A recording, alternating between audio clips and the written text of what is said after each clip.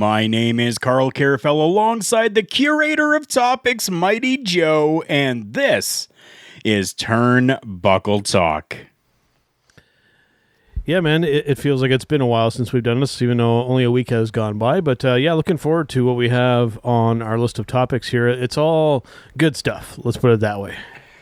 It definitely is. We came out of an amazing freaking weekend of professional wrestling happening with, what is that? Yes, the NWA, and oh my goodness, just as our good friend Bubba Duke says, let's get ready to rumble, boys, because this is going to be absolutely fantastic as we go through and talk some amazing stuff that has happened. We're going to start things off here with NWA 73rd anniversary show. Oh my goodness, Joe. I know you have seen this. I have seen this as well. And all I can say is mind freaking blown right now. Wow. Give me your thoughts. Yeah, for sure, man. They put on 2 days of really good programming. We're actually starting with the 73rd was the second show, and Empowerrr was before.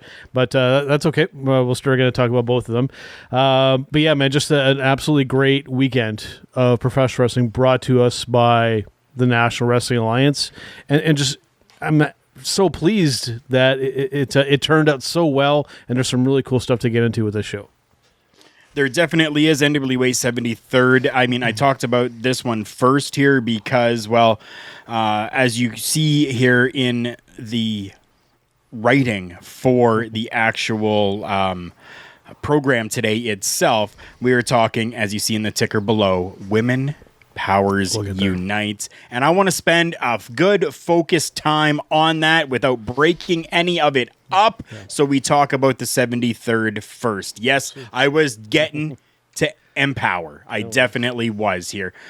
This has been an absolutely amazing time to be a professional wrestling fan. From all the different names that came out during this show just to kind of lend their hand and their support for professional wrestling. I mean, absolutely unbelievable. I'm at times very speechless over this, simply because of everything that happened with this show. It was by far one of the best shows that I have seen this year. Like, for pay-per-view wise, definitely this has been one of them. And I think it's because of that nostalgia factor that was in there that happened. Just, I don't know. Like, production wise, okay. No, it really wasn't the greatest production wise, okay? But looking past all of that, man, just everything that happened, absolutely mind-blowing. Like, it's so hard. I don't know. Joe, you have any words for this? Like, I'm somewhat in the same boat as you. When it comes to the production stuff, I'm usually kind of critical about this, but for me, with this, just given the presentation that they've had with this show, you know, since bringing back the NWA and with Power and all that kind of stuff, I could almost give them a pass for that kind of stuff because the show has a very independent studio wrestling kind of feel to it, because that's exactly what it is. So these little kind of hiccups and issues, I'm kind of okay with them. I won't say that initially it's obviously part of what's kind of going on, but it gets a little bit of a pass through just because the other stuff is so overwhelmingly positive, right? So it overshadows the production issues that, I mean, these types of shows and that kind of stuff, it comes with the territory. Yeah. It definitely does, and we got to keep in mind that still the NWA is trying to get back to its luster that it had before. We're talking... What a great way to do that, though. I mean, Chase Park Plaza in St. Louis, Missouri, one of the places that the NWA has been a multitude of different times. So much history around that venue itself. It was absolutely fantastic. There were only 10 matches that were on this card, and we're just going to run through them super quick. I'll run through them, Joe, and what I want you to do is just give me a bullet point of your thoughts on this particular matchup. Is that cool? Little disclaimer: I did not see either pre-show match. Okay, so we will not include those pre-show matches. I will tell you for pre-show what I saw was having great. said that, looking at what they are, the second one I'm kind of interested in. I might seek it out. PJ Hawks versus Colby Carino. That's one that I want to try and see if it's available somewhere to watch, because Colby Carino I'm a fan of. Awesome. So the first pre-show match that we had was Lady Frost and the Hex, which is Allison Kay and Marty Bell defeating Genocide, Paolo Mayfield, and Taryn Terrell in a 6-woman tag team matchup. It only went like just over 5 minutes, but I absolutely loved it. Loved everything that they did inside of this matchup. Lady Frost is freaking amazing, and I will watch her absolutely anytime that I possibly can. PJ Hawks and Colby Carino. Yeah, dude, really, you need to check that out. Find it somehow. Check that matchup out. It was only a 7-minute matchup, but absolutely killer in a singles matchup. Then we had, to start out the show, Brawl in the Lou, meaning St. Louis match, not loo as in toilet. We had Tim Storm versus Tom Latimer versus Crimson. Yeah. My word, dude. Tom Latimer looks amazing. Crimson always looks good. Tim Storm, dude. Yeah. Dude, for Tim Storm to be in the age category that he is in and still put in the type of work that he did, mind freaking gone right now.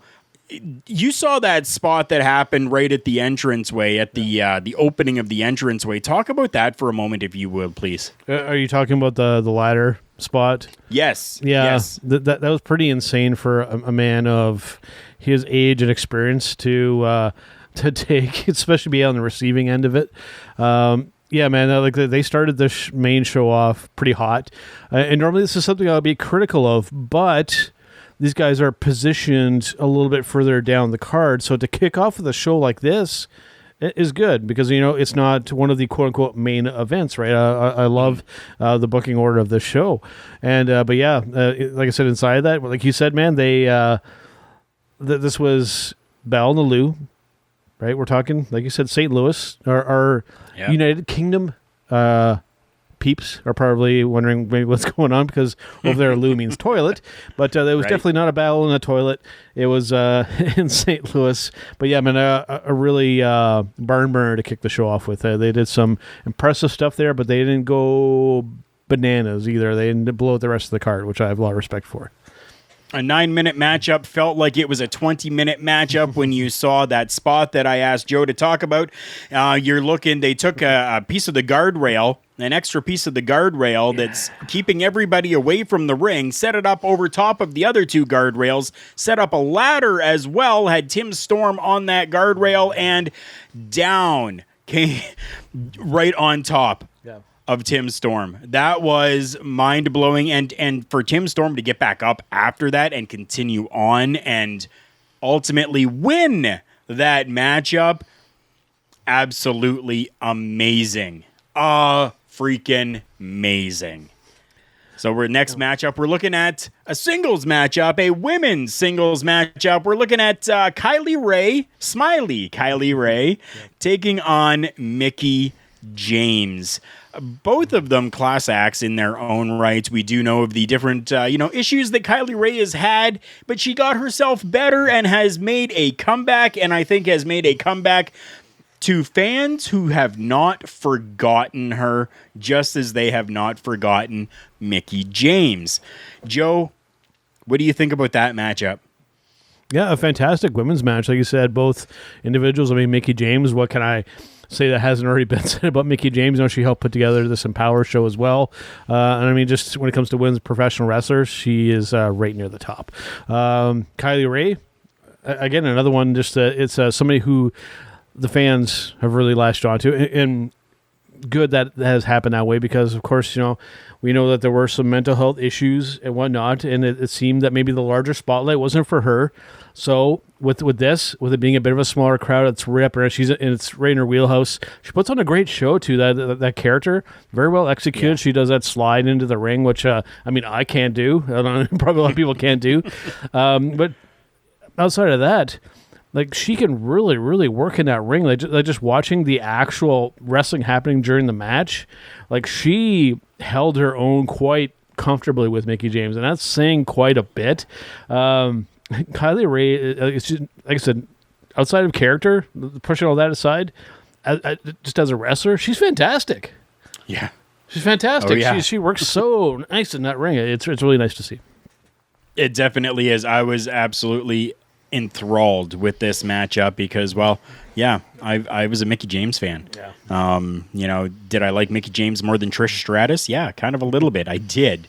So to see Mickie James back inside of that ring, it was absolutely fantastic. Mickie James taking that match, defeating Kylie Rae. But not all was sad over that, as the two of them really showed support for each other during this afterwards, which was really, really nice.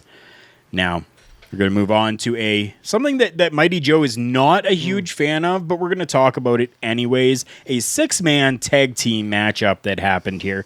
So we had Tyrus, the Masked Man, and Jordan Clearwater being accompanied by Austin Idol, taking on the Pope and The End, a group called The End, Odison and Pero.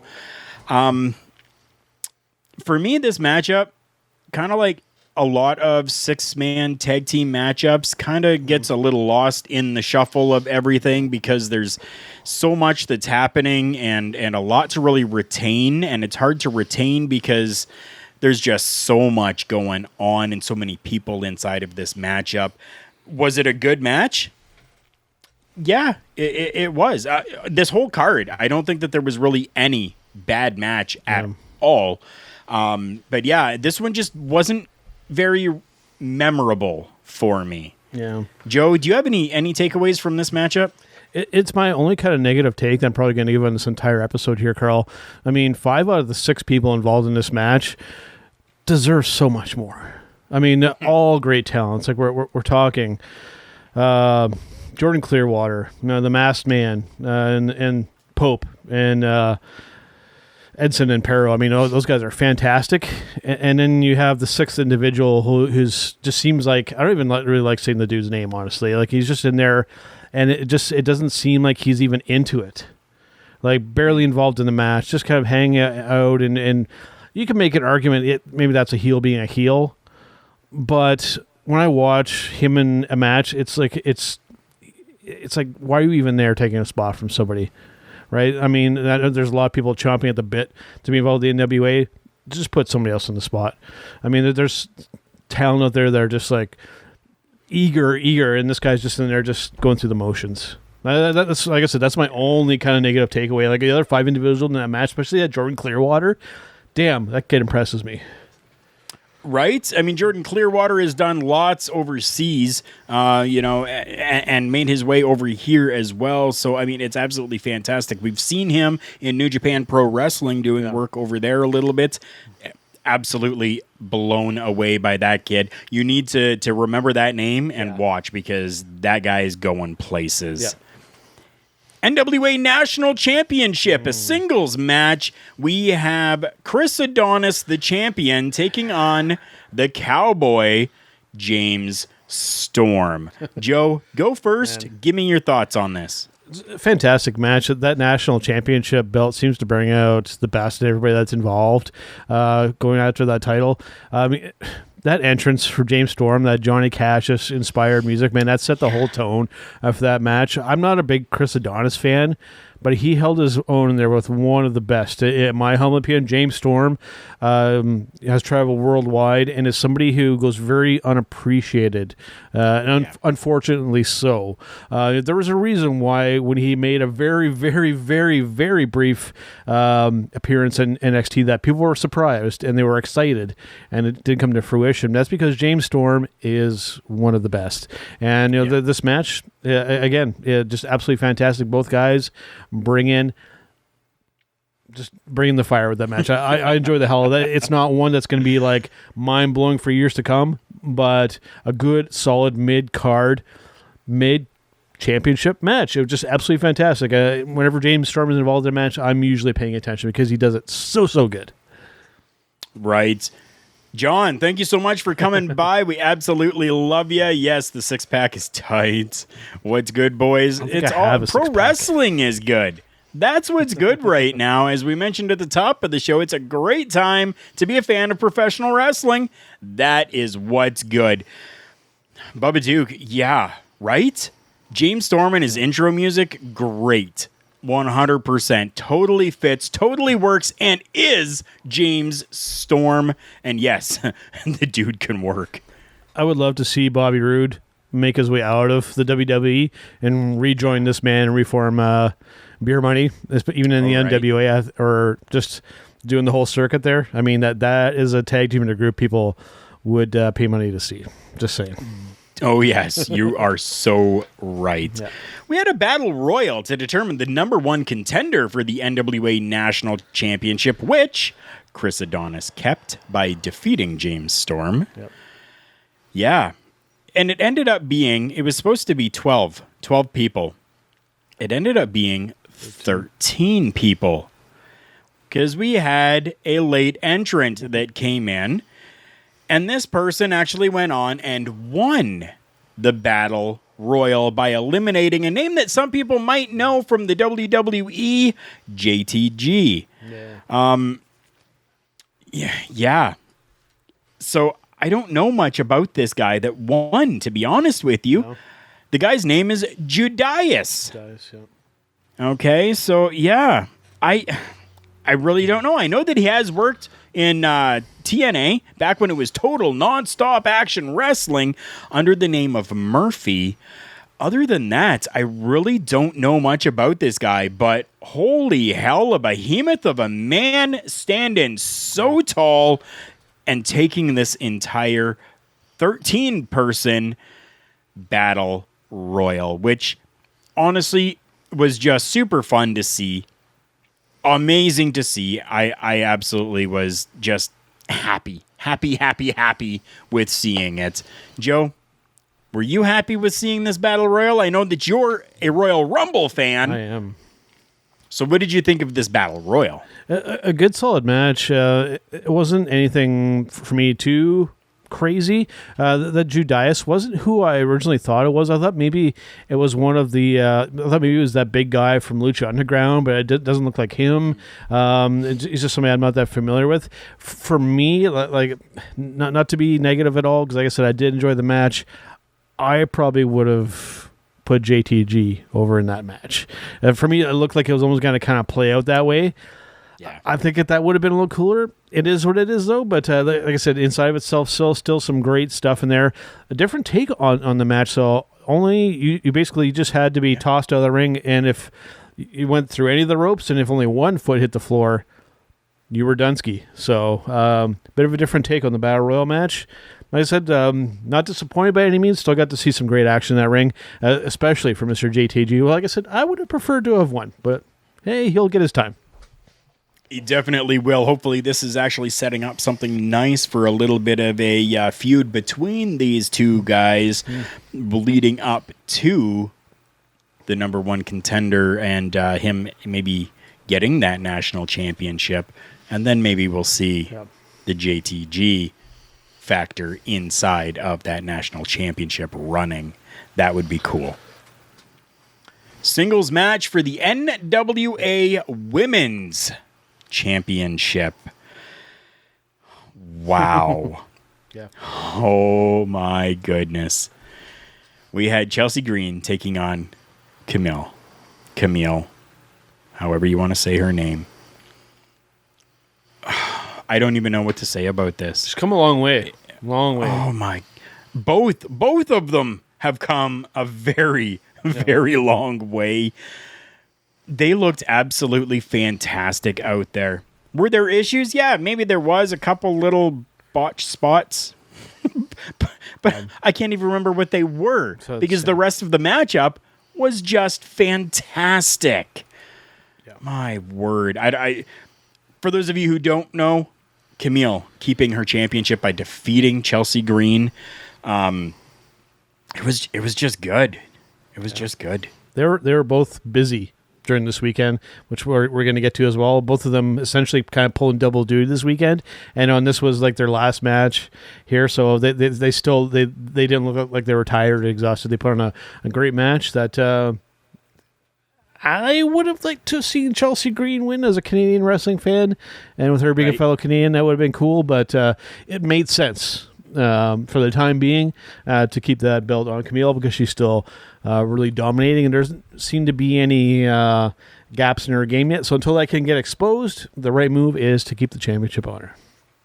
I 100% agree. Definitely I do. Yes, Chelsea Green from Victoria, British Columbia, Canada. Not just Canada, as she was announced, because, yes, Canada is a vast and large country. Yes, it is. That was funny. Great match, though. Yeah. Great match.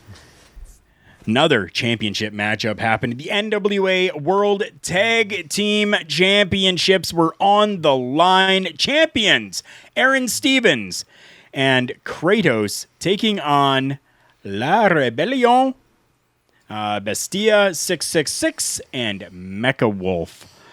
Oh my goodness. I was on the edge of my seat the entire time. Yeah.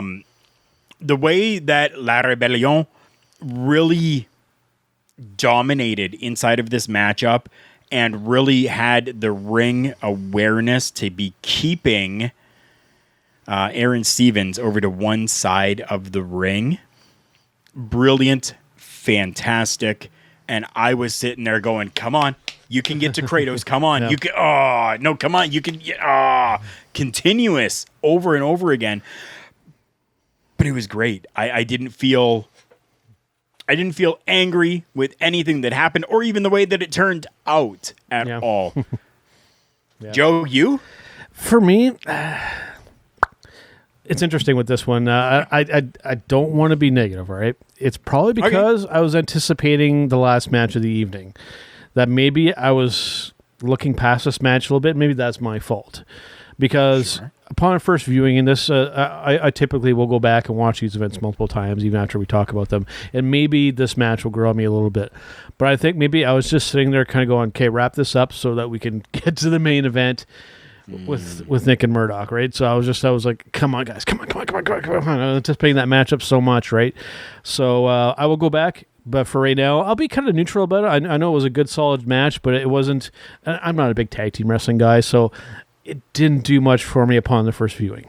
I'll just say it literally was only 14 minutes, and it's worth it. Definitely go and check it out again. I will. Yeah. Then we come to the NWA World's Heavyweight Championship matchup. Title versus career. We have Nick Aldis, the champion, taking on Trevor Murdoch, who said if he does not win, his career is over. This here, I do believe, is the third matchup. This is the trifecta matchup from a series that they have been in for quite some time now. Yeah. We do need to mention Nick Aldis, champion, 1,044 days at that point. Oh, yeah. Joe, I'm going to let you talk about this for a bit because... Yeah. It's a perfect NWA World's Heavyweight Championship match. You know, we had Murdoch come out paying homage to Harley Race, you know, his trainer. I mean, he's in his hometown. You know, and then we have the bad guy Nick coming out with the title. You know, and then we had the match start prematurely with shenanigans at ringside, and then the actual wrestling match happening, and it wasn't too long of a drawn out thing, and it ended. Well, with the hometown guy getting over, like it's the perfect NWA World's Heavyweight Championship match. That's the most straightforward way I could put it to you. I loved it. It was awesome, and it was great to see Murdoch get his moment. And it's amazing too. And I've said this on this program before. It's amazing what you can accomplish with emotions and getting people invested when there's In this case, multiple things online at the same time. That generates interest when you're viewing. It definitely does. As Mighty Joe told you there, Trevor Murdoch winning the NWA World Heavyweight Championship. Good for him. Yes, the 1,044-day reign by Nick Aldis came to a close and an end. And our friend Bubba Duke here, I share these same sentiments as well. It was a roller coaster of emotions. If you didn't cry, there's something wrong with you. Yeah. Okay? Yeah. If you didn't get emotional, if you didn't have a little bit of well up of tears in your eyes after seeing that championship win and just feeling the emotion and knowing everything that was put into that, may the Lord help you. It's one of these things with this company. They've done a really good job, the handful of these talents, of like really eliciting that emotional response. So we had it with Josephus, who's really unfortunate not to have him along. And then with Murdoch and a few others, the fans, it's like they just like literally like latch onto them. It's like they're one of their own. It's like, we want everything for this person. And if they lose, we get so disappointed and stuff like that. You really, really get the audience involved with these characters. And that's one thing that the NWA does very, very well. It definitely is. I absolutely blown away by this matchup. Did I get emotional? Yes, I did. I 100% did get emotional watching that matchup and seeing that. I was, yeah, true emotions coming out, and you could see it in the crowd as well. They were emotional because, yes, as Joe said, hometown boy winning. You know what? We all were winning. Everyone that has seen that pay-per-view, we're all winning, dude. It is absolutely great. Fantastic. What other takeaways have you got from this show here, Joe? Anything else? One other thing that I don't know if you want to save this for later in the program or if you want to bring it up now, because I think you may know what I'm talking about. That happened at this show. Big deal. You decide. You decide. He's one of my favorite. Can we do it now? Can we do it now? Do it now. Do it now. Do it now. Yep.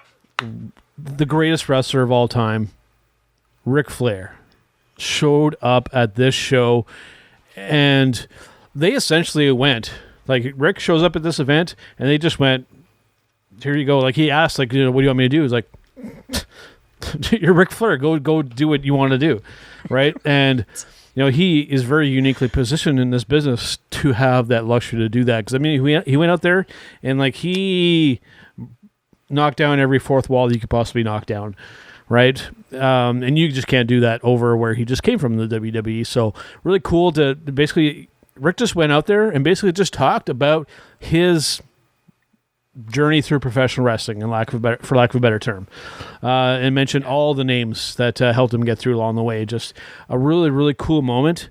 That interesting that it took place at the NWA and not in the WWE. It seems, and maybe I'm overstating things here, but Rick has really, really fond memories of the NWA, maybe even more so than the WWE, because they even mentioned Hunter. In his office, he doesn't have a WWE belt hanging in his office. He's got the NWA World Heavyweight Championship belt hanging in his office. That's interesting, to say the very, very least. But again, man, I'm rambling a little bit here, but it was just really cool to just go see Rick go out there and be Rick in front of the crowd. I hope everybody got the same appreciation of that I did, because that was a special moment. It definitely was very special to hear him thank, and I'll say some names, Triple H. He thanked Shawn Michaels. He thanked Taker. Yep. He thanked Vincent Kennedy McMahon inside of an NWA ring. Yep. Unfreaking heard of. Yep. But yes, Ric Flair can do it, and Ric Flair did it. Yep. It was absolutely fantastic. And just a little side note, Ric Flair says that NWA championship in Tripp's office there, Triple H bought it off of Ric Flair. So just a little side piece to that. Absolutely banger of a pay-per-view. So excited for that, and so excited again for the NWA. Yep. Absolutely gorgeous. Now we're going to talk a little bit more NWA. This here is the first ever all-women's pay-per-view done by the NWA called Empowerrr. Who, again, you talk emotions? Yes, this night was riddled with emotions going through absolutely every match. Did you see like the pre-show matches or anything like that at all? I did not. I watched the 7 main card matches. I unfortunately, both of these shows I did not catch any of the pre-show matches. Okay, going back just for a moment. Yes, after Trevor Murdoch won the NWA World's Heavyweight Championship, Ric Flair came out and congratulated him and essentially gave him words that were so very emotional, saying, "You are the champ now. You are the representative. You got this. Go and do it." Essentially is what he said, and that was again, emotions coming out. We're only going to talk the 7 matches on NWA Empowerrr. Triple threat matchup to start out the show. We had Diamante taking on Chick Tormenta and Smiley Kylie Ray. Yeah. What a great way, honestly, a great way to start out this pay-per-view.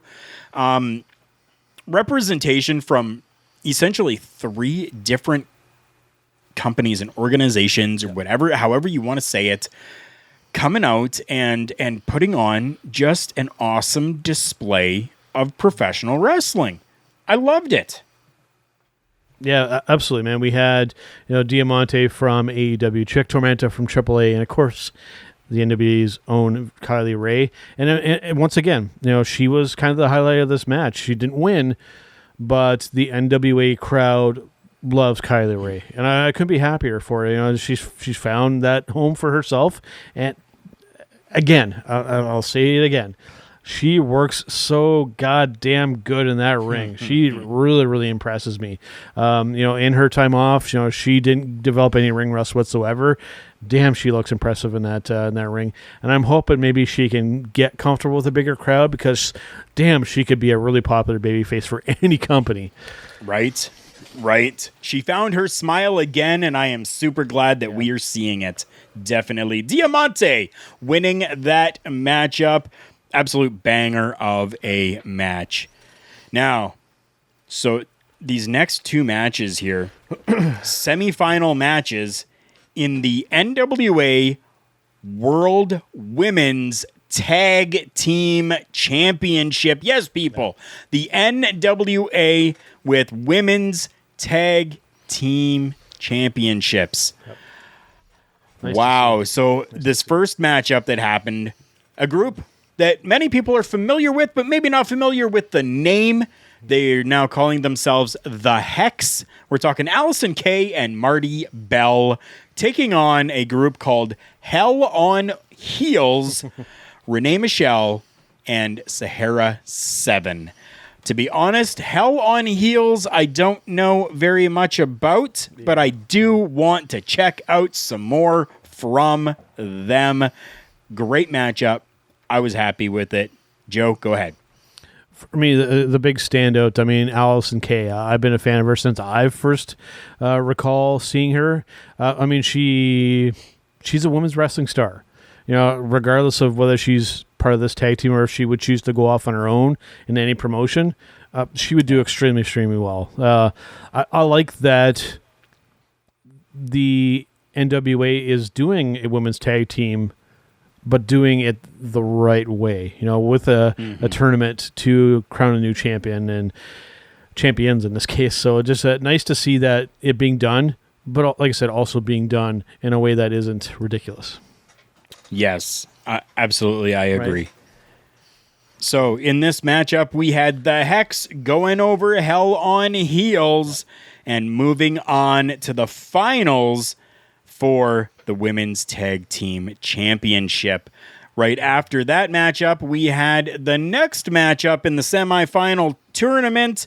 We had Red Velvet and Kylan King taking on the Free Babes. And I am absolutely loving that. Jazzy Yang, Miranda Gordy with Hollywood Haley J. Again, representation from a number of different companies happening inside of this matchup. Hollywood from OVW, Kylan King and Red Velvet. We're looking at AEW. And then just independent circuit with Jazzy Yang and Miranda Gordy. And I love that they're calling themselves the Free Babes. Right. Some interesting stuff going on with the individuals in this match. Red Velvet, for those of you who do watch AEW, you're very well of her. Kylan King, you guys would also be familiar if you follow us, because she does work with our friend Miss Kim Arlip down at Ignite Wrestling as well. She's one of her top talents there. And then the other names even get even more interesting. Jazzy Yang, the daughter of Mr. Jimmy Wang Yang, who you would remember from WWE. Very, very cool character. Good to see a second generation happening there. And even more interesting, the daughter of Mr. Terry Gordy, Miranda Gordy. I didn't know that she existed until this match. And wow, I mean, she wrestles like she's been doing this for a long time. She looks to be very, very seasoned. And I would love to, if I was running a show and had a women's division, she would be like right near the top of my list. I mean, the work rate and everything, she's absolutely fantastic. So some cool stuff in this match. I enjoyed the hell out of this one. Like I said, I'm not a tag team guy, and I was entertained by this. So mission accomplished. Right. Like I said before, I'm absolutely loving the Free Babes, and I hope that this is a continued thing that is going to happen, because I think that these three talents working as, well, not the Free Birds, but the Free Babes, yes, can really take the women's wrestling and elevate it and really move it up to another notch, just as the Freebirds did so many years ago. Winning this matchup, it was Red Velvet and, well, Bubba Duke's favorite, Kylan King. There you go. Those two taking that second semifinal matchup. Now, they would get a break. All of these competitors would get a break because we moved into our next matchup, which went on for 14 minutes and 38 seconds. A matchup for, yes, you're going to hear this correctly, a singles matchup for the Impact Knockouts Championship, being represented on an NWA show.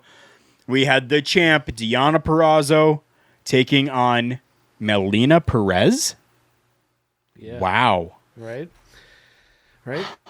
This was an interesting one because I think most people mistakenly would probably say, well, Deonna Purrazzo, I mean, she's, the virtuosa. I mean, she's a shoe-in. She's going to absolutely dominate this match. Not the case. Melina gave her a run for her money, very much so. This is one hell of a match, and if I was sitting in the shoes of Impact Management, I would almost kind of be a little upset that this matchup happened under the NWA umbrella as opposed to the actual Impact company. But I digress on that. It was a great match, and I would though like to see. Because I think you can make so much money if you went this way with Deonna Purrazzo. If you make her like a really, really popular babyface character, you could print money with that woman's face on it. I get that they're kind of edging on her being a heel, but I think if you swung in the other direction, I think that she could do it really, really well. And she is one of the best women's wrestlers on the planet. And I think you can make money by the bucket loads if you went in the other direction. But hey, I would be a millionaire if I could make stuff like that happen, but I'm not. So people in a higher position obviously know better than I do, because I mean she's still pretty much the talk of the wrestling world at the women's level. So happy for her. It is the world of professional wrestling, and what's the biggest saying? Never say never. Right. Right. So, yeah, we will definitely have to see this matchup. An absolute banger, having Deonna Purrazzo defeating Melina Perez to retain the Impact Knockouts Championship. Now we're going to come the next matchup here to the final in the tournament for the NWA World Women's Tag Team Championship. I say it a little slower because if I try to say it a little quicker, I'm going to totally mess it up, and I know that I will. So, you heard. We've got the Hex, Allison Kay, and Marty Bell taking on Red Velvet and Kylan King in a matchup that had a special person come out on commentary. We had the legendary Medusa come out and assist on commentary for this matchup. Emotions? Yes, definitely. Again, there were some emotions seeing Medusa come out there because, well, yeah, I was a fan of Medusa back in her WCW days. This matchup, dude, just, you know what? It's not even as though it was a long matchup. It was less than 10 minutes. Yeah. But I was invested in the entire thing. For sure. The matchup was great.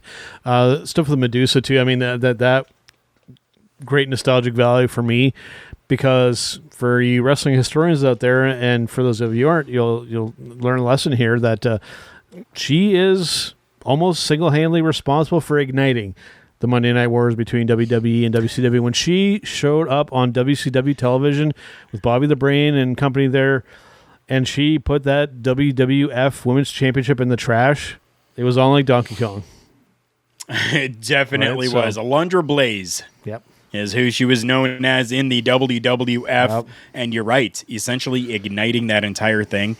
And I think there was probably nobody better fitting than to have Medusa or Alundra Blaze do this commentary and award the championship belts to who? Who did we see win this? It was the Hex. Yep. Allison Kay and Marty Bell. Yep. I got a question for you. What do you think of those championships that they were handed? I like them. For me, more than the physical objects, I'm not a huge belt mark, although like the NWA Worlds and the Intercontinental, the original Intercontinental, I'm a big fan of. But for me, it's more of the other stuff surrounding the championship that really makes it special. And I think they pulled off a pretty special moment here, reviving these championships after 30, 40, possibly longer years since they've been around.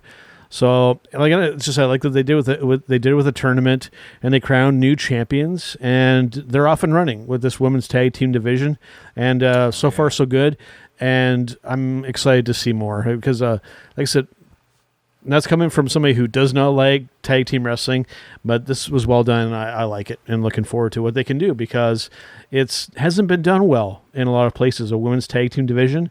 So I'm very curious and excited to see what they can do here, and if they do it well, I will be extremely happy, as well as everybody else will probably be as well. So it's a win for everybody. It definitely is. Bubba Duke saying that they're cool because they don't look like every other belt. That's right. They've only got a main plate on them. Yep. There are no side plates on that championship belt at all for the women's tag team, which kind of blew me away, to be honest, because I'm used to seeing side plates, even if it's just one on each side. But to see none, I was like, very interesting. Great matchup. Very happy with Allison Kay and Marty Bell winning that, and I think that they definitely can really help build a women's tag team industry, I guess, because I mean it's something that's very far and few between right now. Women tag team.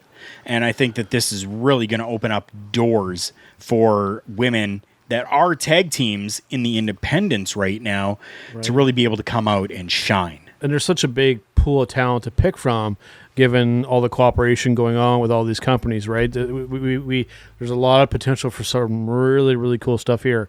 Excited to see it. I definitely am as well. You know what else was really exciting?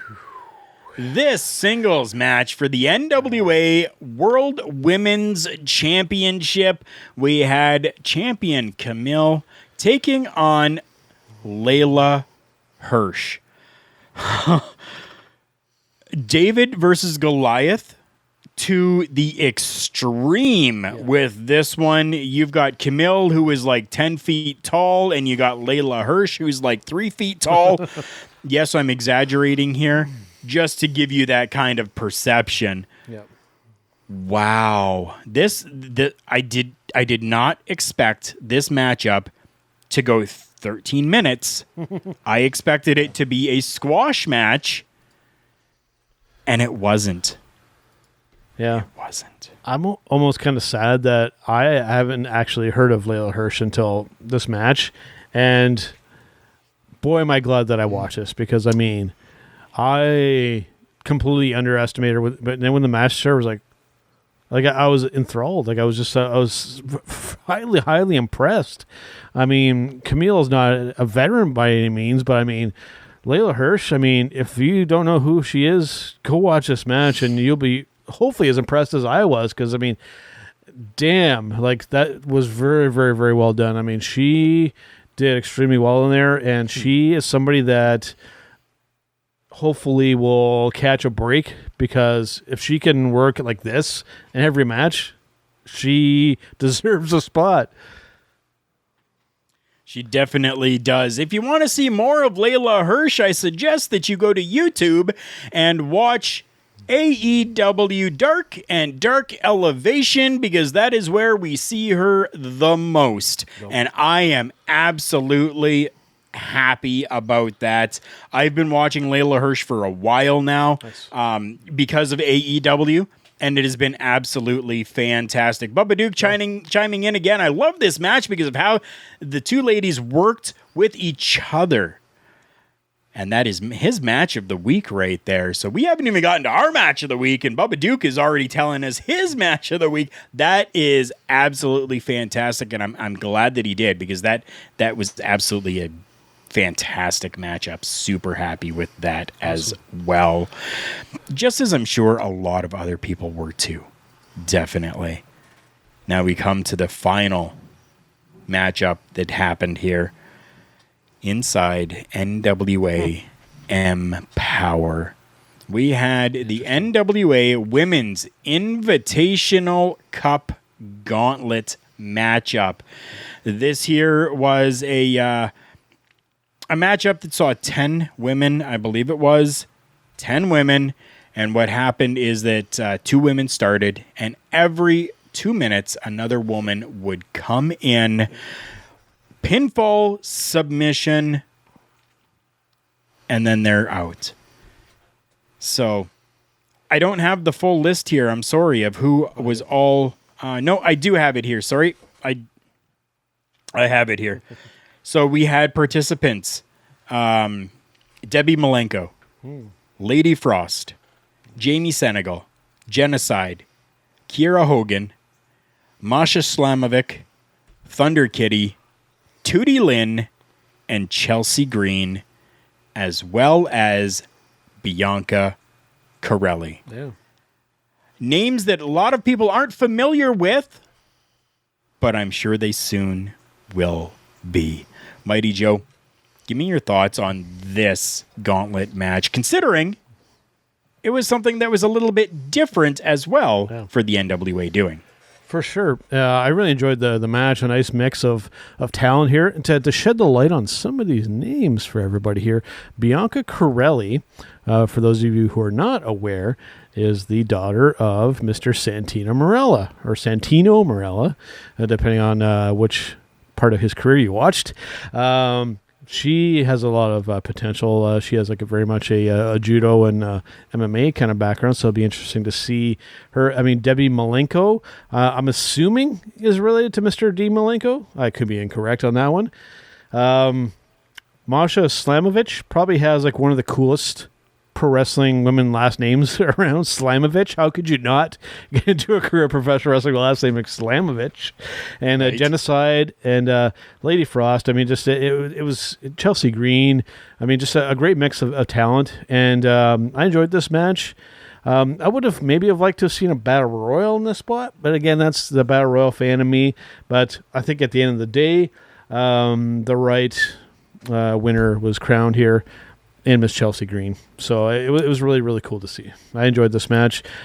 And like I said, I like who they picked.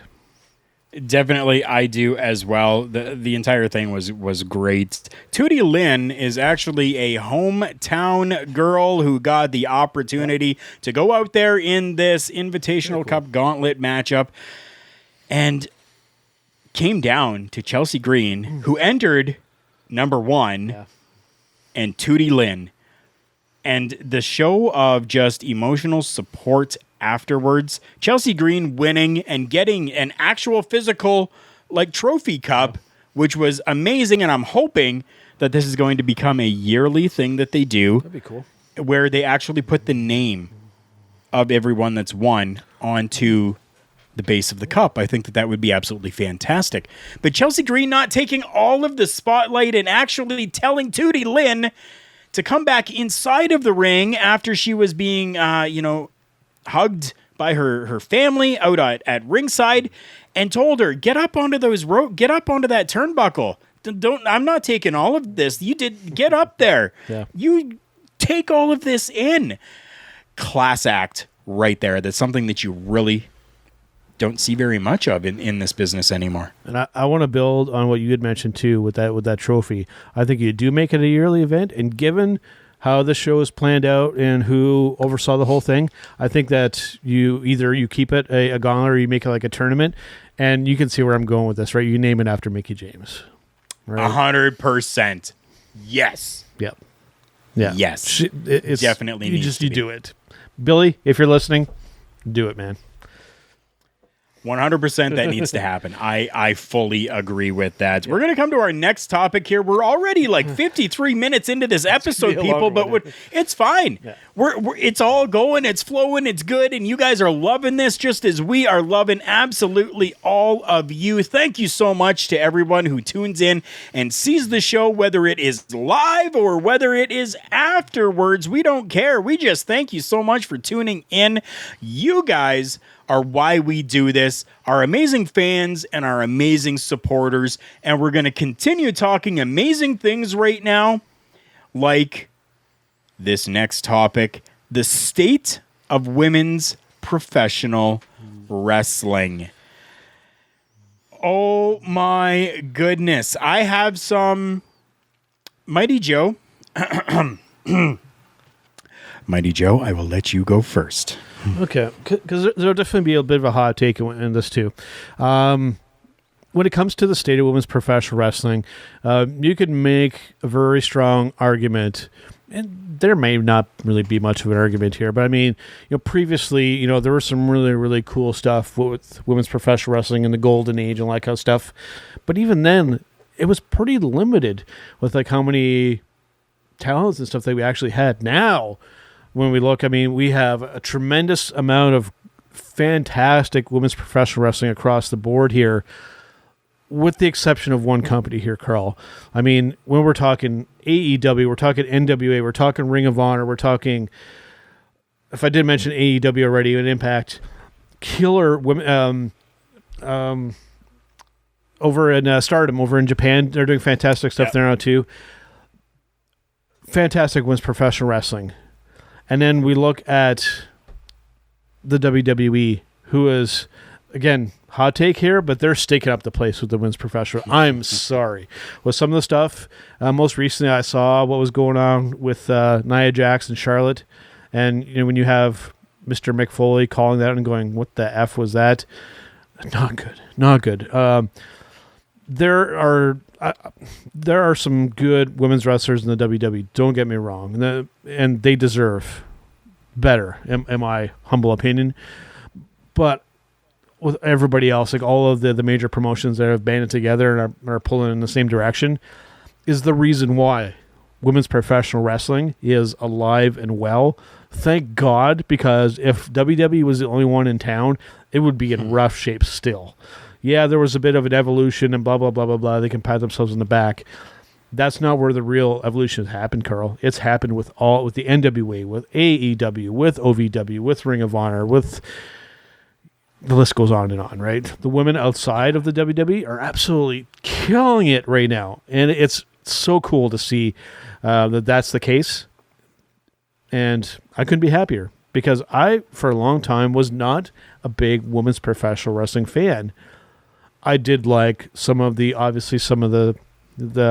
sexual appeal stuff. Becky Lynch. Given that, especially during, the bra and panty match era and the cake in the face matches and all that stuff like that. That's titillating and exciting for what it is. I get it. But at the end of the day, if the wrestling sucks, it all sucks. So I'm so happy that this shift has happened to where the women can really, really, really get a chance to shine. And I couldn't be happier that they actually are. And like I said, the fact that it's happening outside of the WWE, that's just the icing on the cake for me.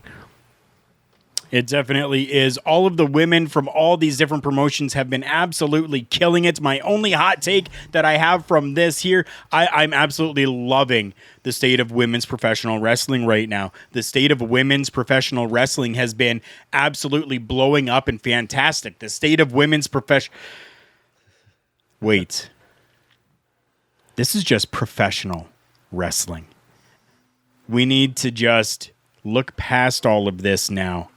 We have a number of different women that can wrestle. Yes, we need to stop this is women's professional wrestling and move it towards this is professional wrestling. No matter if it's women or men or little people or aliens, I don't care. It's professional wrestling now. Putting a focus on the women, I think, is absolutely fantastic. Yes, it is. Even one of the fans in attendance at NWA Empowerrr had a sign that was taken from him by the women that came down to the ring after Chelsea Green won, and it was handed to Chelsea Green, who held it up, that said, this isn't just women's professional wrestling, this is professional wrestling. And that, I think, was absolutely fantastic. And that right there, I think, is going to possibly, hopefully, be a bit of a turning point to professional wrestling and making sure that it's not just looked at as a male sport, that it has become an all-inclusive. That's my hot take on that. There you go. 100% agreed. Having said that too, though, I don't want to see a whole lot of intergender stuff too much, because I think then you cross over into that danger of where you have people in the crowd calling, kick him in the balls. We don't want to descend back into stupidity, right? As you still have the women versus the women, the men versus the men, but absolutely they're performing at the same level as the men. You cannot deny that. Definitely. As Bubba Duke even says, thank you to the companies that let the women shine. Yes, definitely. I am happy that the women are able to shine. Mighty Joe, before we get into our next topic here, I need a pause and a break, and I need to take a drink of our non-sponsored Dr. Pepper, and we're going to come back with you guys in just a couple of minutes with Summer Report Card? Yeah, that's what we're coming back to you with. So stay tuned. We're going to hit our commercial break. Wrestling. A love and a passion we all share. I've started a wrestling brand. The wrestling brand. A brand founded on the aspects of wrestling. Two entities working together to create a product that connect emotionally for people everywhere. Collar and Elbow is the brand. Passion and love for wrestling is the drive. I am Al Snow, and this is Collar and Elbow, the wrestling brand.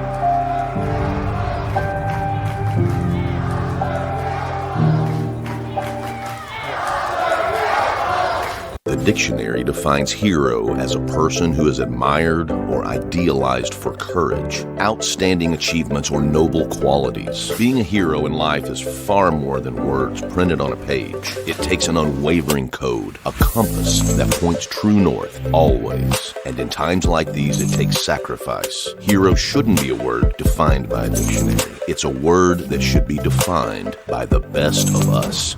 Hero has a new definition. Hi, my name is Barry Radcliffe. You might recognize me from such films as The Longest Ride or Dead 2. Now, as a successful actor, I have 2 planes, a supermodel wife, countless exotic cars, and a ton of cash. You might think it couldn't get any better than this, but you'd be wrong. For only $4.99, you can get OVWWrestlingNetwork.com. That's OVWWrestlingNetwork.com for only $4.99. Now, will your life be as good as this? No. Will it be better? Yes, and I guarantee that. That's not valid anywhere. OVWWrestlingNetwork.com is only $4.99. Tomorrow's yesterday is today. Prices so low, they're insane.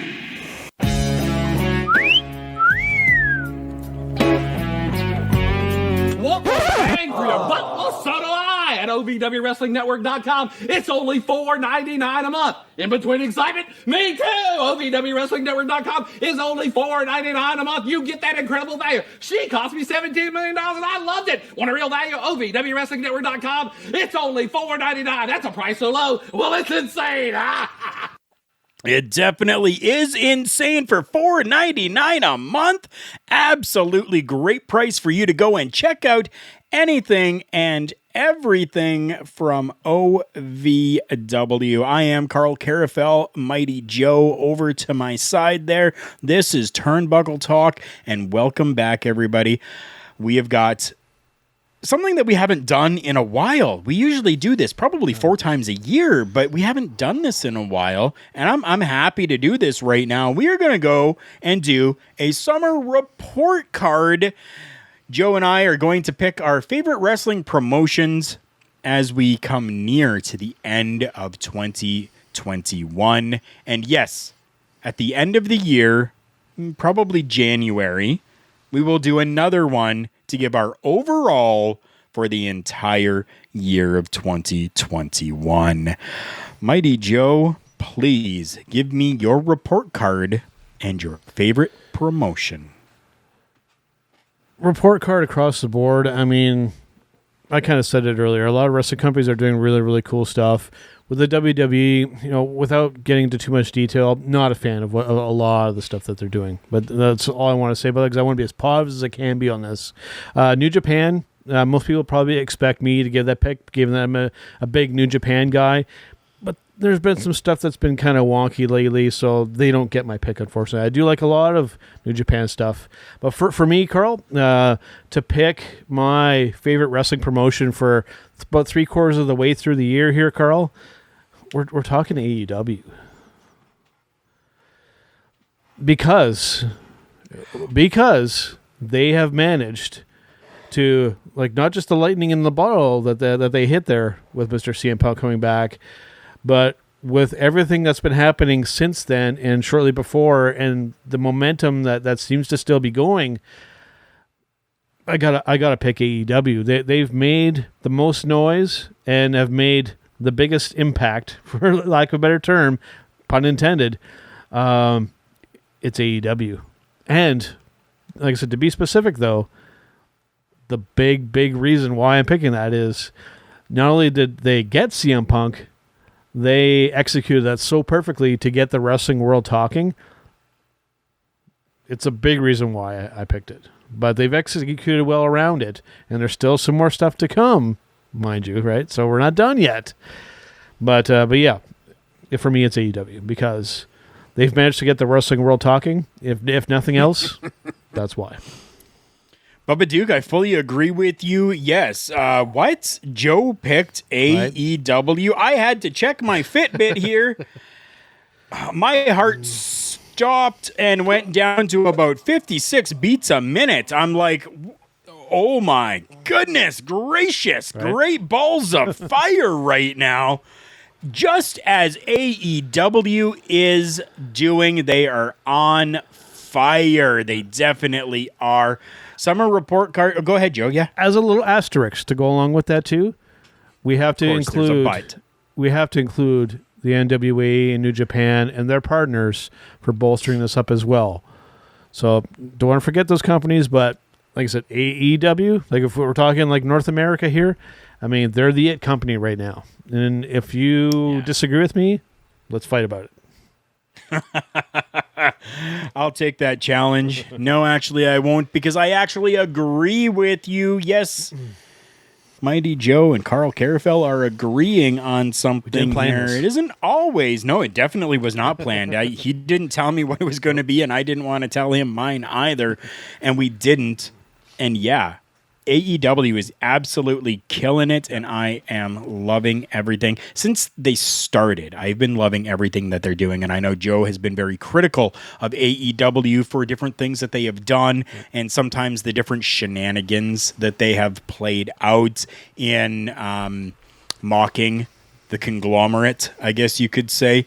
But they have really opened up the doors, and honestly, without all of this opening up from AEW and allowing Impact stars and allowing New Japan stars and allowing all of these people to walk through that quote-unquote forbidden doorway, do you really think that we would have had Ric Flair at NWA 73? It would not have happened at all. Even the greatest of all time, Ric Flair, is seeing and realizing and understanding that we need to work together, just as all these companies have been doing. I am loving professional wrestling right now. It is fantastic. We move on to something that we actually talked a little bit about earlier. Actually, Bubba Duke had kind of spoiled that for us a little bit, but we're talking about our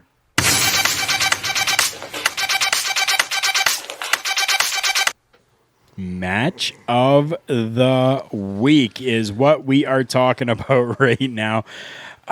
This is so hard right now. Such a hard thing to do, to pick, because there was just so much great stuff that happened right now. Okay. 3, 2, 1. Nick Aldis, Trevor Murdoch. Definitely. Because of the emotion that was inside of that matchup, because of what was at stakes here, because of the career and the title and the prestige of that championship. Everything about it. Hometown boy, family at ringside, winning that championship, literal tears flowing. Match of the week for me. For me, it's a dead heat between two matches. I cannot pick from the two of them. I have to name both of them. Yeah, do it. For me, it's a dead heat between, the first one is coming from NWA Empowerrr. Okay. And we're talking the matchup for the NWA World Women's Championship between Camille and Layla Hirsch. That match was absolutely fantastic. It hit me. It was unexpected, and I was highly, highly impressed, especially with Layla Hirsch. I want to see more of her. And the like I said, it's a dead heat pick between these two for me. The other one, it's for the NWA World Heavyweight Championship, Nick and Trevor Murdoch. How can I not pick that one as well? Like you said, it literally ticks every box for that situation that you would want to hit, and they hit every mark, for lack of a better term, pun intended.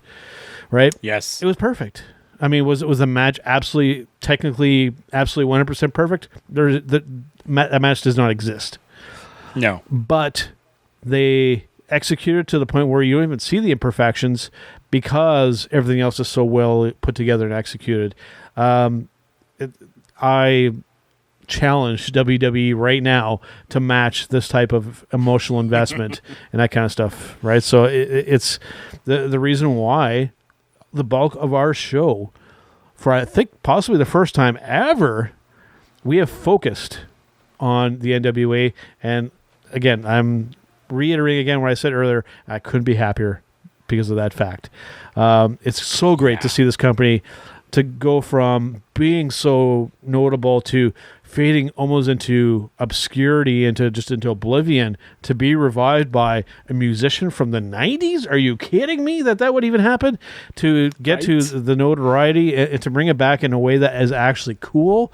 I mean, I would have not called that happening, and a lot of people didn't call that or expect it. So it's so cool to see it come back and to see it being done in a way that does it justice and honors the tradition. Yeah, both of my matches of the week come from NWA shows. Awesome. Definitely it was. Let's continue with a little bit of NWA here, and we're going to talk about some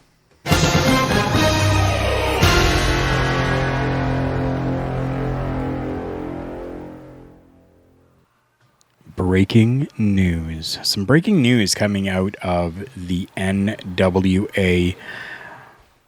A great way for this to happen as well. I think it definitely was.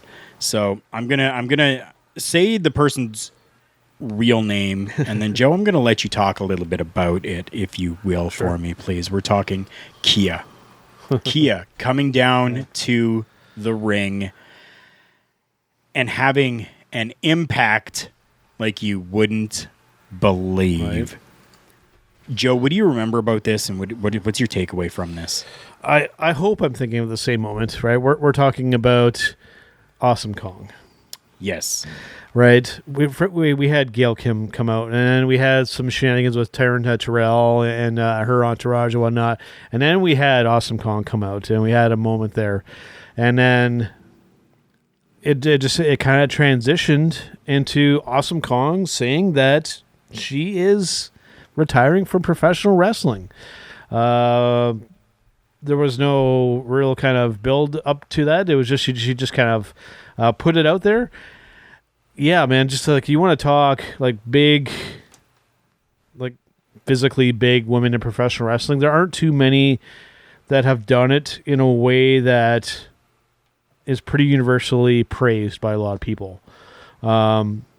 Usually big women wrestlers are pretty polarizing with a lot of fans. With Awesome Kong, I don't think I've ever heard a fan say a bad thing about an Awesome Kong match or her ability in the ring. I mean, she's a big girl, so obviously there's some things that she can't do. She's not going to be doing 450 splashes and sentons to the outside for obvious physical reasons, right? But she had a presence and she had the ability to make it believable and did it on a consistent basis for years upon years.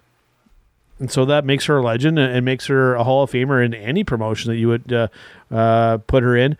And, you know, she has had a long, lengthy career, and she feels that it's time to focus on family or what have you, and more power to her. She does not owe the professional business a goddamn thing anymore. She can do what she pleases now. I'm hoping maybe she'll still come back and maybe do some commentary if they make this Empowerrr thing a yearly basis, which, Billy, if you're listening, make it a yearly thing. Bring her back as commentary or be part of like the opening ceremonies to the shows and whatnot. That's what I would want to see. Definitely. Now, I don't know who you said did at the very beginning there, but Gail Kim. Yes. Yes. Yeah. Is that who you said? Yes. Okay. Yeah. For some reason, I was thinking and I was hearing that you said Mickie James, and I'm like, wait, no. It was Gail Kim. It was Gail Kim. I'm glad that you said that it was Gail Kim because, and the two of them, like just the storied career that they, right there. Yeah. She was a good storyteller. I liked her from day one, says Bubba Duke. You know what? I did too. 100%. I was a fan of Awesome Kong.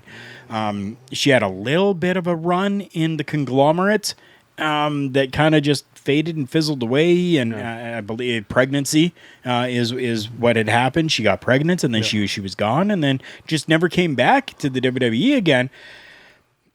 Yeah. Another point of the weekend where, yes, I got emotional. Yeah. To see the two of them inside a ring again, and it to be on this type of a show, and for it to be an NWA ring and not an Impact Wrestling ring, emotions flowed. And when I saw Kia crying, when I saw Awesome Kong crying, I started welling up myself too. And just the interaction that the two of them had, looking as though in the beginning that it was going to be Awesome Kong maybe going and kind of hitting Gail Kim and doing some shenanigans there, turned out to be such a feel-good moment. Absolutely loved it. I don't have anything else for breaking news that isn't just rumors, and we're not a rumor mill here, so we don't talk about that stuff. You got anything else, Joe? Yeah, I have one thing that I want to bring up here from the words of one of the...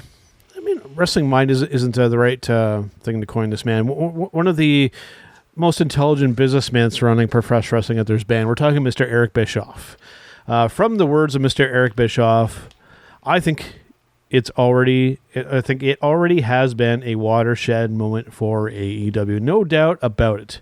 AEW has the momentum in their corner, and if they keep doing what they're doing, I think AEW is well on its way to being legitimate competition for the WWE. I don't think I'd ever really hear myself say that, but they do have a long way to go. Right from the words of Mr. Eric Bischoff saying that, all right now, I've said this too, there's competition in town now. We're excited to see where this is going to go. Right from the words of Mr. Eric Bischoff. So very, very cool. And I'm in total agreement that definitely the momentum has clearly swung in their direction. And now it's up to them, though, Karl, to take that ball that they've been handed and run with it. Don't fumble it.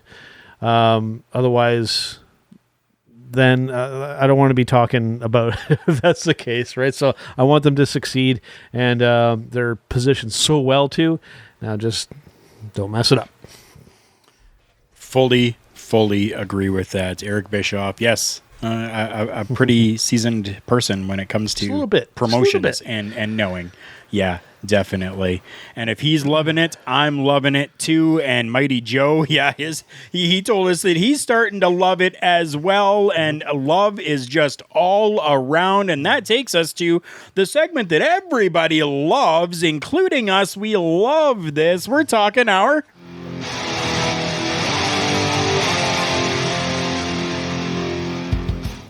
Showstopper segment. This week we're talking about what we love about professional wrestling. Dude, honestly, I think this entire episode has been us talking about what we love about professional wrestling right now. Yeah, it definitely is. I'm loving all of the companies working together.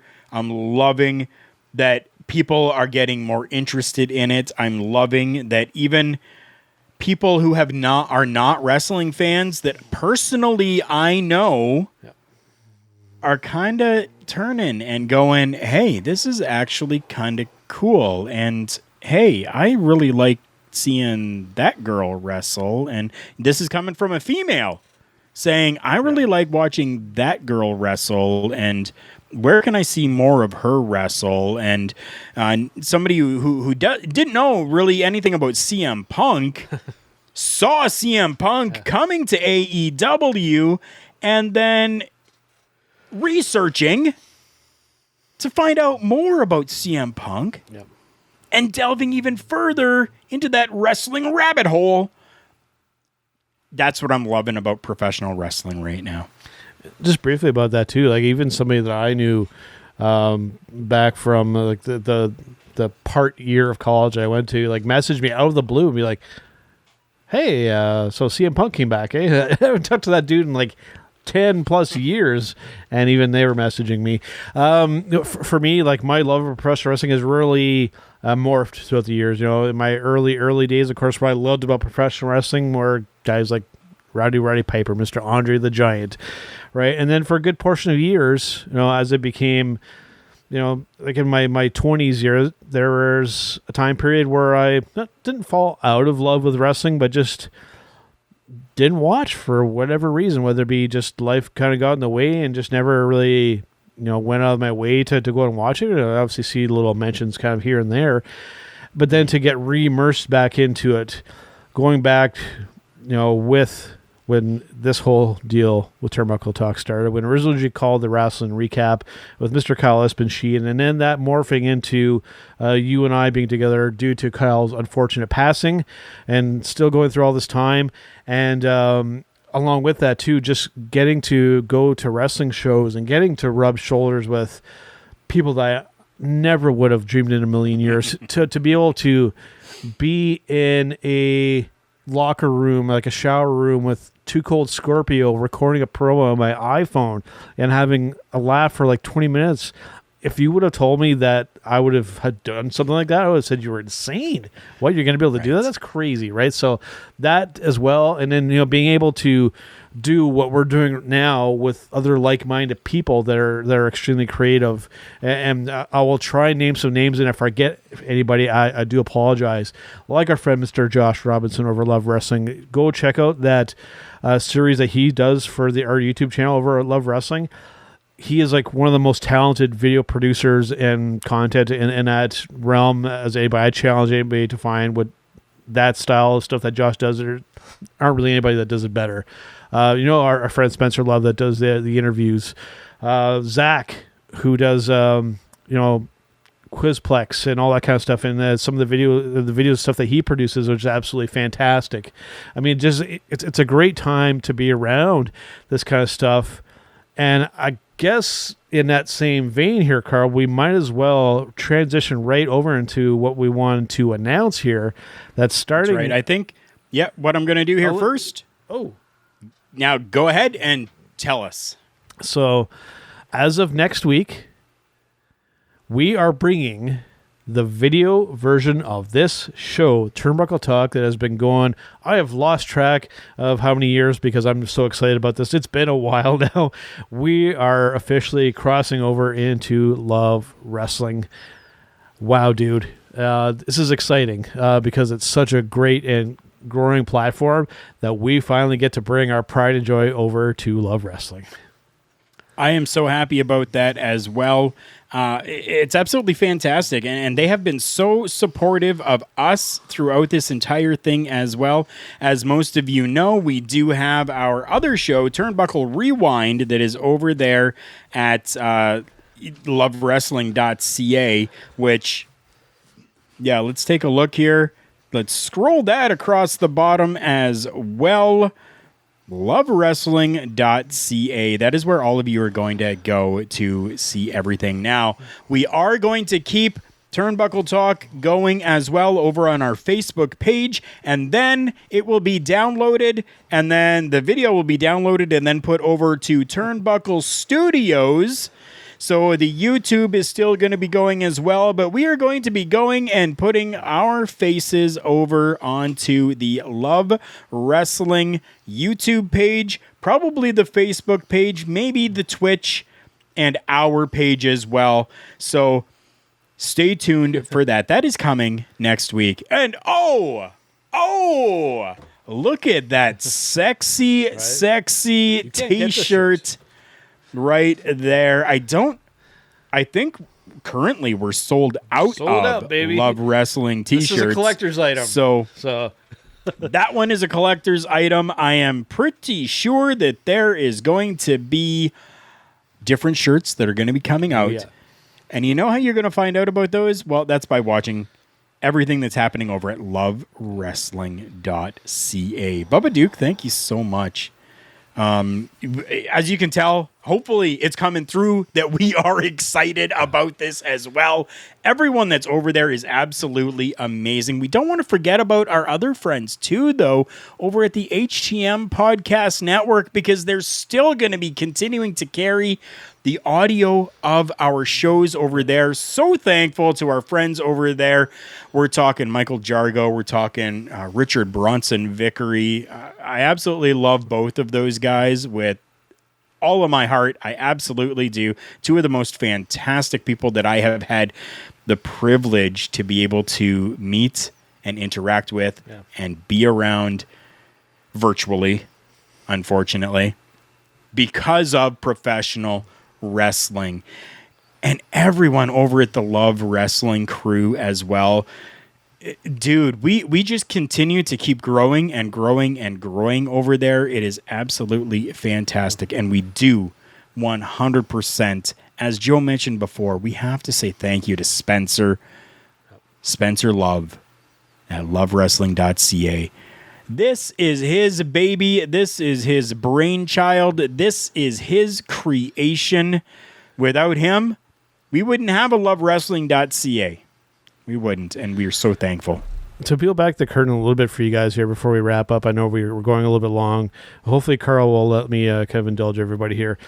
With a lot of things that we have reached out to, some things that we still have going on and things that have not come to fruition, a lot of times it's been Karl and I having to reach out to make these connections with people. Even when we were part of the Gorilla Position, that was me reaching out, and then thankfully, people answered, and then we became partner with the HTM podcast. But with Spencer and Love Wrestling, this happened completely out of the blue. He was somebody that originally started watching us, and then unsolicited by us, approached us and be like, hey, so I got this thing coming down the pipe. I want you guys to be a part of it. And it was just like, okay, my ears are burning. What do we got going on here? To the point now where, like, on top of all this stuff here, there's other stuff coming down the pipe that I can't leak yet. But, I mean, this is something that's going to be of some significance, this brand. And like I said, it is just cool to be a part of it and to have been picked to be a part of it, because it's very, very humbled and excited to see where it all goes, because the world is our oyster, and we plan on taking that oyster and running with it. We definitely do. Thank you so much to everybody for tuning in this week. This has been absolutely fantastic. I know we've gone an hour and a half, but honestly, it doesn't even feel like that, because we're sitting here talking with friends, and it is absolutely fantastic. So again, thank you so much to our fans, to our listeners, to our supporters, to everybody. And you know what? We got some promo codes for you here. You're looking for health supplements or workout gear? Go and check out our friends over at fnxfit.com, our friends at Phoenix. Use our promo code TBTalkPod. You're going to get yourself 15% off your entire order. They have some amazing deals going on over there right now. Plus the 15% off when you use promo code TBTalkPod. And as always, I'm wearing my Collar and Elbow branded hat. And you saw that Joe was wearing his Collar and Elbow brand t-shirt before the big reveal for Love Wrestling. All about Collar and Elbow brand. Just go and check them out and buy something. Use promo code JK Podcast. Get that 10% off. And that gives a little kickback to us as well to keep everything continuing to go here for you. We're on social media at TB Talk Pod on Facebook, Instagram, and Twitter. You got anything else for us before we sign totally out, Mighty Joe? Let me actually turn my microphone back on so you guys can hear me. Again, just to make sure that we make mention to our friends over at the Hitting the Marks Podcast Network. And, of course, as part of that, too, on top of everything else, I do occasionally get in to sit in with Mr. Michael Jargo and talk some New Japan Pro Wrestling on a little podcast called Destino.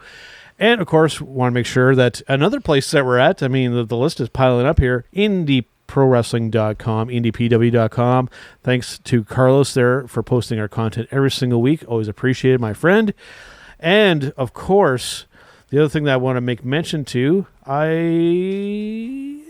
it's not jumping the gun, so I want to make mention to it. Come up this week on Turnbuckle Rewind, we're going old school. We're going back to 1977 to talk about a classic matchup between Bruno Sammartino and, the Rock superstar Billy Graham. I got so much kind of going on that sometimes I forget the words I'm going to say. I have never had, I think I've maybe had 2 concussions unwrestling related, so sometimes the words kind of get lost. But yeah, that's going to be a fun matchup. I think that's probably like the oldest match that you and I have talked about to date, so I'm really curious to sit and analyze that one with you, because it's from a very, very interesting time period in the wrestling business, so really looking forward to that, and hopefully you guys are too.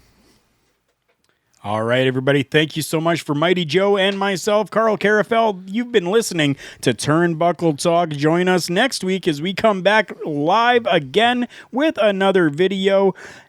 And this time, will we be on Love Wrestling platform. All right, guys. Thank you so much. Bye.